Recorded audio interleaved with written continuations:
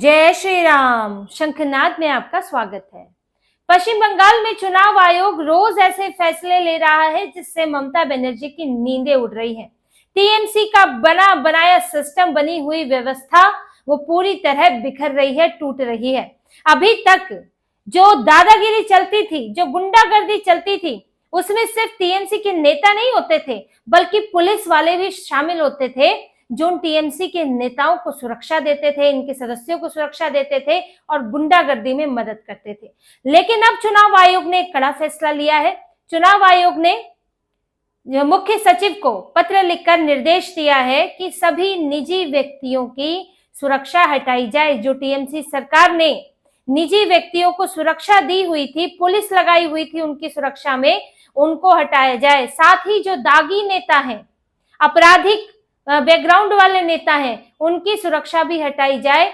चुनाव आयोग ने नया निर्देश दे दिया है। अब इसके बाद टीएमसी के नेता और ममता बनर्जी फिर चिल्ला रही है, फिर बौखला रही है कि हमारे नेताओं की सुरक्षा कम कर दी, बीजेपी नेताओं की सुरक्षा बढ़ा दी है, हमारे साथ गलत हो रहा है, अन्याय हो रहा है। लेकिन ये अपनी हकीकत तो बताएंगी नहीं कि इनकी सरकार में क्या अन्याय हो रहा था दूसरों के साथ।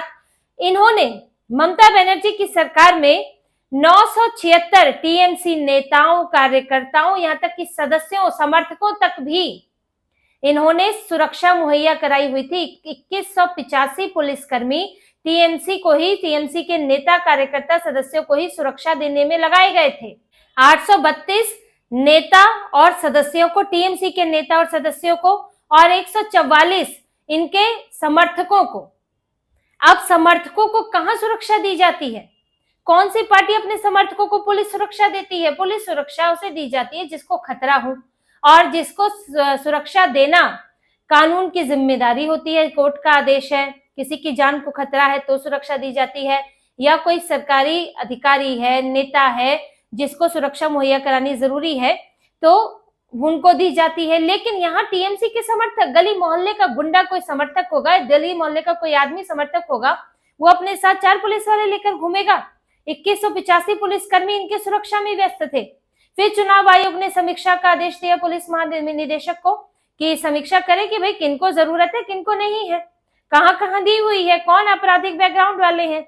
अब जब समीक्षा की गई तो उसके बाद निजी व्यक्तियों को, जिन्हें जरूरत नहीं है, जिन्हें ऐसे भी जान का खतरा नहीं है, जैसे कुछ लोगों कोई गवाह होता है या किसी को किसी मामले में सुरक्षा की जरूरत होती है क्योंकि दूसरा हमला कर सकता है, कोर्ट आदेश देता है, तब मिलती है, वरना निजी व्यक्तियों को किस बात की सुरक्षा।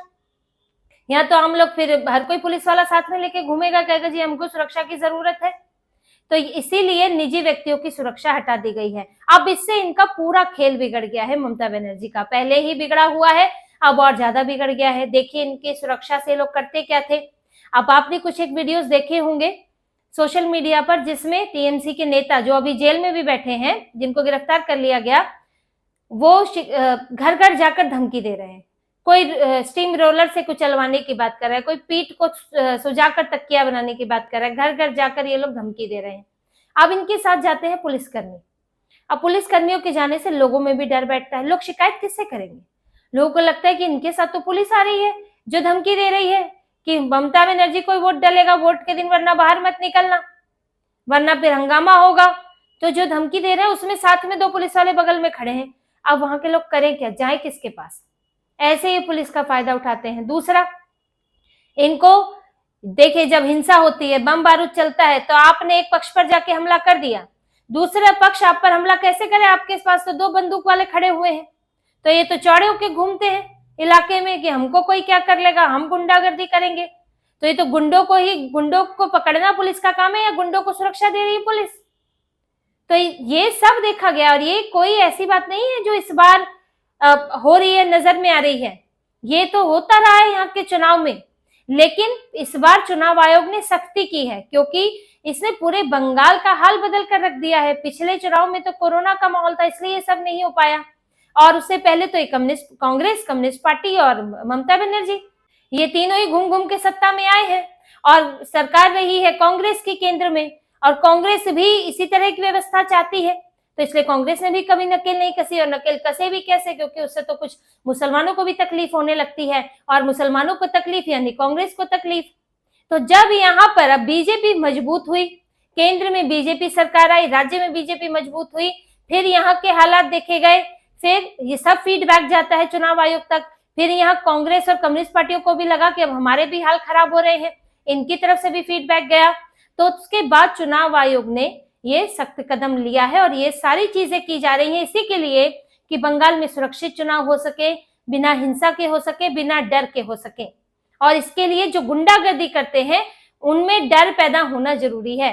तो अब पुलिस सुरक्षा तो हट गई है, अब ममता बनर्जी जो निजी इस्तेमाल कर रही थी पुलिस का, वो अब नहीं हो पा रहा है, और अब इन पुलिस कर्मियों को उठाकर चुनाव आयोग की ड्यूटी में लगाया गया है कि आप लोगों को सुरक्षा दें, ना कि इन गुंडागर्दी करने वाले जो नेता हैं या समर्थक हैं उनको सुरक्षा दें। वहीं चुनाव आयोग की नजर अधिकारियों पर भी है, चुनाव कर्मियों पर भी है, इसीलिए 5 बीएलओ पर एक्शन लिया गया है, बूथ लेवल ऑफिसर, 4 उत्तर 24 परगना में, 2 बीरभूम में। और ये कर क्या रहे थे, ये टीएमसी के लिए प्रचार कर रहे थे। अब बीएलओ होता है सरकारी कर्मचारी, ब्लॉक लेवल ऑफिसर होता है, लेकिन अब इनका ये काम क्या कर रहे थे, ये दीवार पर लिख रहे थे ममता बनर्जी टीएमसी के लिए, वो दीवार पर चुनाव प्रचार के लिए दीवार पर नारेबाजी की जाती है, पोस्टर वोस्टर लगाए जाते हैं, तो बीएलओ कर रहे थे वो काम। और क्या कर रहे थे, साइकिल पर तृणमूल के वो झंडे लेकर घूम रहे थे, और तृणमूल कांग्रेस के टीएमसी के दफ्तर में बैठकर मतदाता पर्ची वितरित कर रहे थे। बीएलओ बीडीओ के कोई दफ्तर, चुनाव आयोग का दफ्तर में नहीं बैठे थे, ये टीएमसी के दफ्तर में बैठकर पर्ची वितरित कर रहे थे। तो साठ घाट कहां तक है ये देखिए, कहां तक दिख रहा है, कितना अंदर घुसा हुआ है कैडर। और बीएलओ का तो इनका एसोसिएशन भी है, अब बीएलओ का ही एसोसिएशन बना दिया, यानी कि जो बीएलओ है सरकारी कर्मचारी है, वो ममता बनर्जी का कैडर बन गया। अब सरकारी कर्मचारियों का एक पार्टी कैसे इस तरह से एसोसिएशन बना सकती है? कोई बीएलओ आपसे जुड़ा हो सकता है निजी तौर पर कि वो टीएमसी की विचारधारा से मेल खाता है, तो वो टीएमसी को वोट देता है, या टीएमसी के कार्यक्रमों में जाना एक अलग बात है, आप निजी तौर पर जा रहे हैं अगर पाबंदी नहीं है इसकी। लेकिन सरकारी अधिकारियों को एक एसोसिएशन, एक तरह की यूनियन, और वो टीएमसी से जुड़ी हुई, ये तो अपने आप में ही परेशानी पैदा करने वाला है। अगर मान लीजिए पुलिस कर्मियों का कोई एसोसिएशन बन जाए और वो टीएमसी से जुड़ा हो, तो यानी कितने पुलिसकर्मी तो टीएमसी की जेब में, जो उस एसोसिएशन से जुड़ेगा वो टीएमसी की जेब में जाएगा। तो यही बात है। अब ये बना तो इन्होंने स्वतंत्र एसोसिएशन रखा है कि बीएलओ एसोसिएशन है, लेकिन इसको सपोर्ट कहां से मिलता है, टीएमसी से। जुड़े हुए किससे हैं, वो टीएमसी से जुड़े हैं परोक्ष रूप से, और इसलिए ये जो बीएलओ वो कहीं ना कहीं तो तैनात होंगे। जो इस एसोसिएशन में बीएलओ हैं उनकी संख्या 100, 150, 200, 300 जो भी होगी, वो किसी न किसी जगह तो तैनात होंगे। अब जिस जगह तैनात होंगे वहीं बैठकर टीएमसी के लिए काम करेंगे, इसीलिए मुसीबत हो जाती है।